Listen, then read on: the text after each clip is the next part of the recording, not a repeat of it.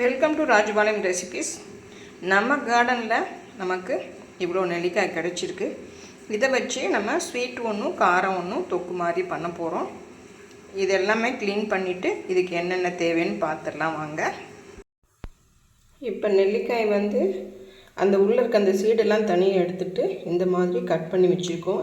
இது ஊறுகாய் மாதிரி போடுறதுக்கு. இது நம்ம ஜாம் பண்ண போகிறோம். இதில் அதுக்காக ரெண்டுமே எடுத்து வச்சுருக்கேன். இந்த காரத்துக்கு தேவையானது உப்பு, ரெட் சில்லி பவுடர், அந்த வெந்தயமும் கடுகும் ஒரு பொடி பண்ணி வைப்போம்ல அது, நாட்டு சக்கரை, கொஞ்சம் பெருங்காயப்பொடி, அவ்வளோதான் இதுக்கு உள்ளது. இந்த ஜாமுக்கு உள்ளது என்னென்னா, ஒரு கப்பு சர்க்கரை, ஒரு 3 அச்சு வெல்லம் வச்சுருக்கேன். இது வச்சு தான் நம்ம இன்றைக்கி பண்ண போகிறோம். ஒவ்வொன்றா பண்ணிடலாம் வாங்க பார்க்கலாம். இப்போ பாருங்கள், தண்ணி கொதிச்சிட்ருக்குது. இந்த தண்ணி கொதிக்கும் போது நம்ம இந்த நெல்லிக்காய் நல்லா க்ளீன் பண்ணிவிட்டு இந்த மாதிரி கொதிக்கிற தண்ணியில் போட்டுடலாம். இது எதுக்குன்னா, அந்த சீடை தனியாக நம்ம எடுக்கிறதுக்கு கொஞ்சம் சாஃப்ட் ஆகணும். இது அதனால தான் இது நம்ம தண்ணியில் வேக வைக்கிறோம். இன்றைக்கி ஒரு ஜூஸ் கூட இதில் போட்டீங்க. உங்களுக்கு அதுவும் உங்களுக்கு ஷேர் பண்ணுறேன். சூப்பராக இருந்ததுங்க. நானே இன்றைக்கி தான் ட்ரை பண்ணேன். ரொம்ப நல்லா இருந்தது. திடீர்னு ஒரு கெஸ்ட்டு வந்தாங்க. அவங்களுக்கு கொடுக்குறதுக்கு என்ன பண்ணலாம் அப்படின்னு பார்த்தா, வீட்டில் லெமன் கிராஸ் இருக்குங்க. அந்த லெமன் கிராஸும் வெள்ளரிக்காய், இந்த நெல்லிக்காய் வச்சு தான் ஒரு ஜூஸ் போட்டேன். நிஜமாகவே சொல்கிறேன், அவ்வளோ ஒரு சூப்பராக இருந்தது. நம்ம கரும்பு சாறு குடிப்போம் பாருங்கள், அந்த டேஸ்ட்டில் இருந்தது. அவங்க யாருமே அரிநெல்லிக்காயில் போட்டதும் யாருமே நம்ப மாட்டேன்ட்டாங்க. அவ்வளோ ஒரு சூப்பராக இருந்ததுங்க. உங்களுக்கு அடுத்த வீடியோவில் உங்களுக்கு அதை ஷேர் பண்ணுறேன். இது ரொம்ப வேக வைக்க வேண்டாங்க. சும்மா அந்த விதை எடுக்கிற வரைக்கும் இப்படி தொட்டு பார்த்தா சாஃப்ட் ஆகணும். அது வரைக்கும் இருந்தால் போதும். நீங்கள் அது வரைக்கும் இதை கொதிக்க வைக்கணும், அவ்வளோதான்.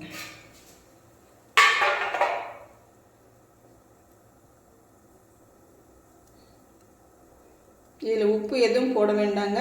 லைட்டாக ஒரு 10 நிமிஷம் நல்லா கொதி வந்ததுக்கப்புறம் ஆஃப் பண்ணிவிட்டு நம்ம அந்த சீடை மட்டும் தனியாக எடுத்துகிட்டு மிக்சியில் போட்டு அரைக்கணும். அவ்வளோதான் இதுக்கு வேலை, வேறு எதுவுமே இல்லை. பாருங்கள், நல்லாவே கொதிக்குது. கலர் மாறிடுச்சு பாருங்கள்.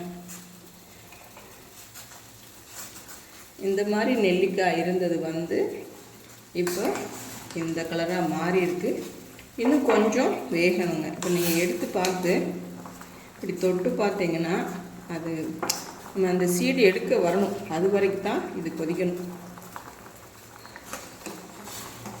இப்போ போதும் தான் நினைக்கிறேன். இப்போ ஸ்டவ் ஆஃப் பண்ணிடலாம்.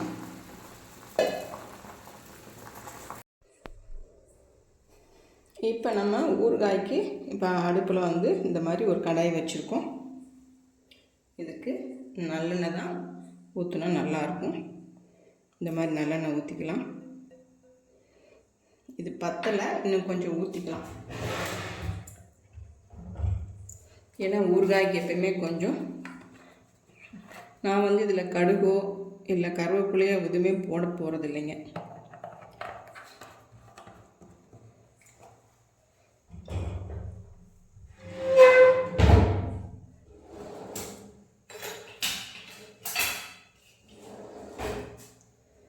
இப்போ நல்லா எண்ணெய் காஞ்சதுக்கப்புறம்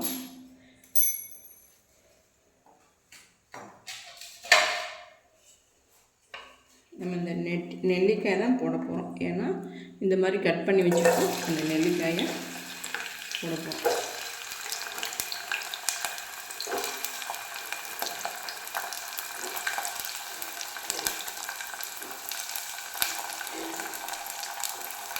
இதையும் நீங்கள் மிக்சியில் போட்டு அடித்து பேஸ்ட் மாதிரி பண்ணிட்டு போடலாம். ஆனால் இது கொஞ்சம் நல்லா இருக்குங்க. பால் சாதத்துக்கெல்லாம் இது ரொம்பவே சூப்பராக இருக்கும், தயிர் சாதத்துக்கெல்லாம். அதனால தான் நான் இப்படி பண்ணுறேன். இதை நல்லா ஃப்ரை பண்ணிடுங்க.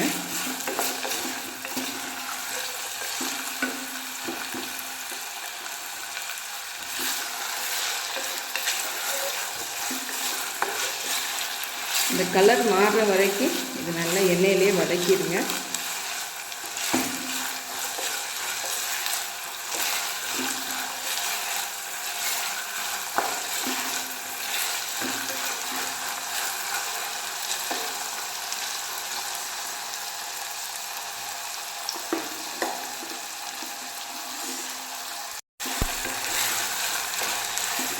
பாருங்கள், நல்லாவே கலர் மாறிடுச்சு. இந்த ஸ்டேஜில் நம்ம லைட்டாக உப்பு சேர்த்துக்கலாம்.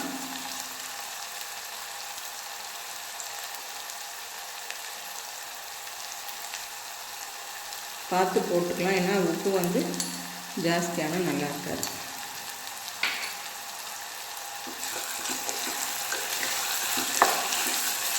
இது ரொம்ப ஈஸி தாங்க. இது விட்டமின் சி இருக்கிறதுனால இது இந்த சீசனுக்கு மட்டும்தான் இது கிடைக்கும்.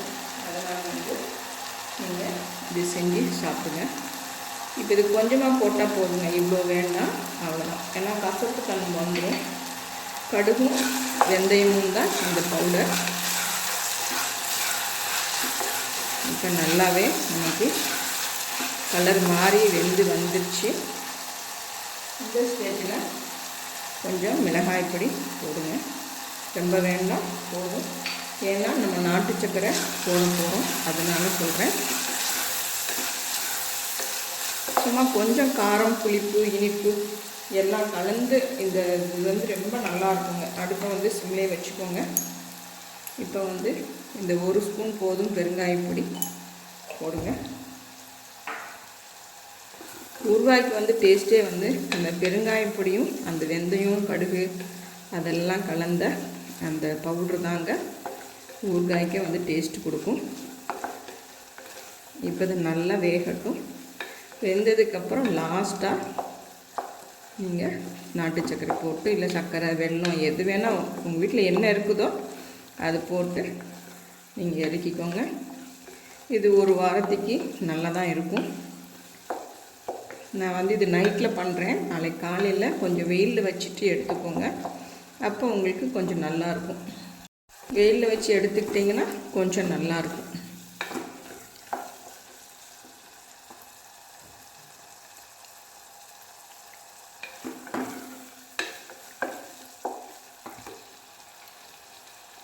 லைட்டாக உப்பு போட்டுக்கலாம்.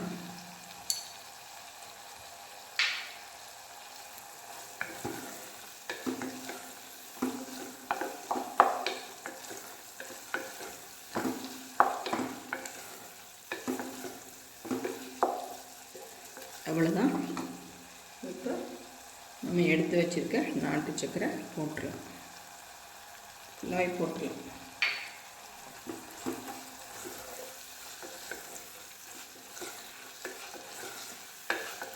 இந்த நாட்டு சக்கரை போட்ட உடனே கலர் பார்த்திங்கன்னா கொஞ்சம் லைட்டாக வந்து சூப்பராக அந்த பலான்னு தெரியுது பாருங்கள். அது எல்லாமே நாட்டு சர்க்கரையினால தான்.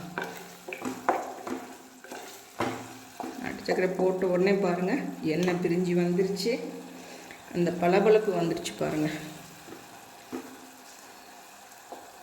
எப்பயுமே ஸ்வீட் சேர்ந்த உடனே இது எல்லாமே வந்துடுங்க. இதுக்கு வந்து இவ்வளோதாங்க. நீங்கள் கடுகோ கருவேப்பிலை நான் போட மாட்டேன், நீங்கள் இஷ்டம் இருந்தால் போட்டுக்கோங்க. இது ரொம்ப ஈஸி தான்.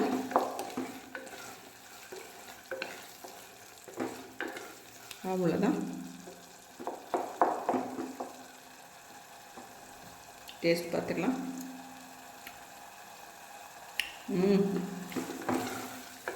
செமையாக இருக்குதுங்க.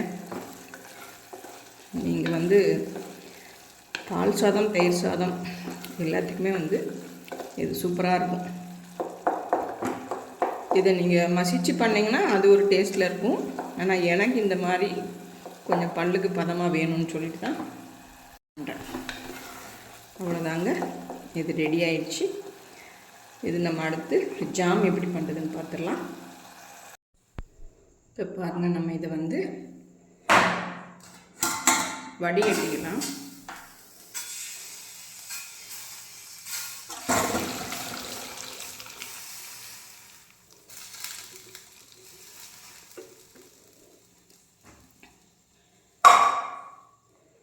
இப்போ நீங்கள் இப்படி எடுத்து பார்த்தீங்கன்னா உங்களுக்கு வந்து அது வரணும். அதுதான் பதம். இந்த வரது பார்த்தீங்களா? இது கொஞ்சம் நல்லா ஆறுனதுக்கப்புறம் இந்த மாதிரி பல்ப் மாதிரி மிக்சியில் போட்டு அடித்து எடுத்துகிட்டு வந்ததுக்கப்புறம் பார்க்கலாம். இப்போ நம்ம வெந்த நெல்லிக்காயை வந்து இந்த மாதிரி சீட்ஸ் எல்லாம் எடுத்துகிட்டு இந்த மாதிரி வச்சுருக்கோம். இப்போ இதை வந்து மிக்சியில் போட்டுடலாம். நல்லா ஃபைன் பேஸ்ட்டாக அரைச்சி எடுத்துகிட்டு வந்துடலாம்.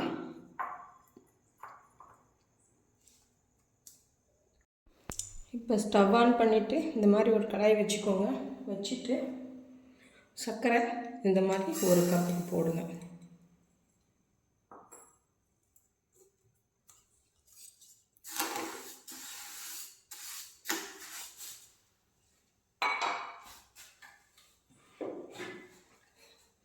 நெல்லிக்காய் வந்து இந்த மாதிரி அரைச்சி எடுத்துகிட்டு வந்துட்டோம். இப்போ இந்த சர்க்கரை கரையிற வரைக்கும் இருக்கணும்.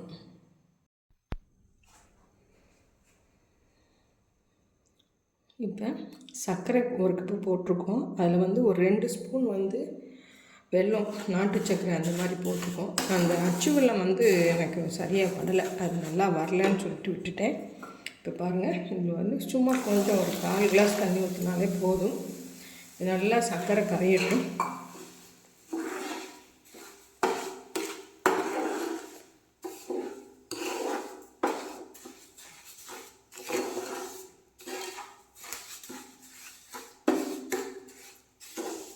பாகுப்பதம் எல்லாம் அதுக்கு தேவையில்லை. சும்மா நல்லா கரைஞ்சதுக்கப்புறம் நம்ம இந்த நெல்லிக்காய் போட்டுடலாம். என்னாச்சுன்னா இந்த நாட்டு சக்கரை வந்து அச்சு வெல்லம் எடுத்து வச்சேன் பார்த்தீங்களா, அது ஒரு மாதிரி பிசு பிசுப்பாக இருந்தது. சரி வேண்டாம் அப்படின்னு வச்சுட்டேன். எதாவது கெட்டு போச்சுன்னா வம்பு அப்படின்னு சொல்லிட்டு நாட்டு சக்கரையே போட்டுக்கலாம் அப்படின்னு போட்டேன்.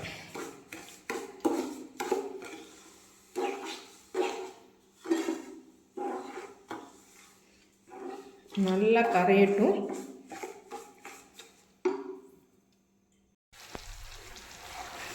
பாருங்கள், நல்லாவே வந்து கரைஞ்சிருச்சு.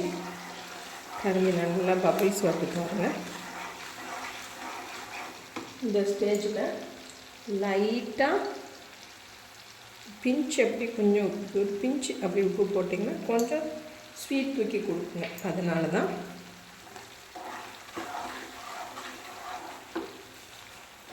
இப்போ வந்து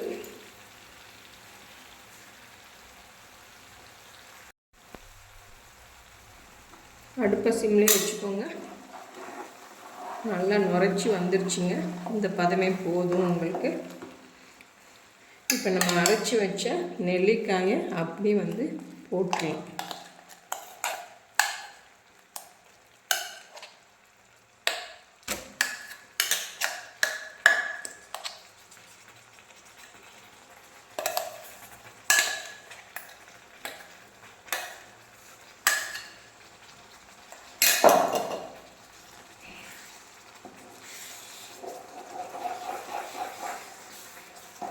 கொஞ்சம் கொஞ்சமாக வந்து பொறுமையாக இப்படி கிண்டி விடுங்க.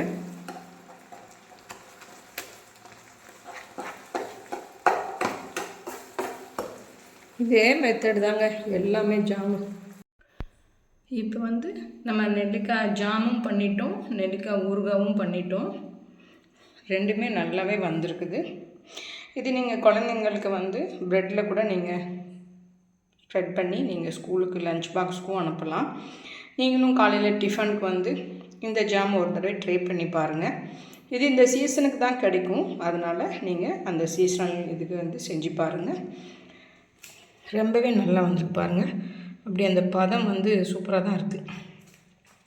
அது மாதிரி ஊறுகாயிலையும் நான் நிறைய எண்ணெய் ஊற்றலை, கரெக்டாக தான் பண்ணியிருக்கேன். ஏன்னா இது கொஞ்சம் தான் நம்ம பண்ணியிருக்கோம். இங்கே பாருங்கள், இவ்வளோ தான் நம்ம பண்ணியிருக்கோம். அதனால் இந்தளவு எண்ணெய், இந்த காரம், உப்பு, புளிப்பு எல்லாமே கரெக்டாக தான் வந்திருக்குது. நீங்களும் செஞ்சு பாருங்கள். செஞ்சு பார்த்துட்டு எனக்கு கமெண்ட் பண்ணுங்கள். தேங்க்யூ.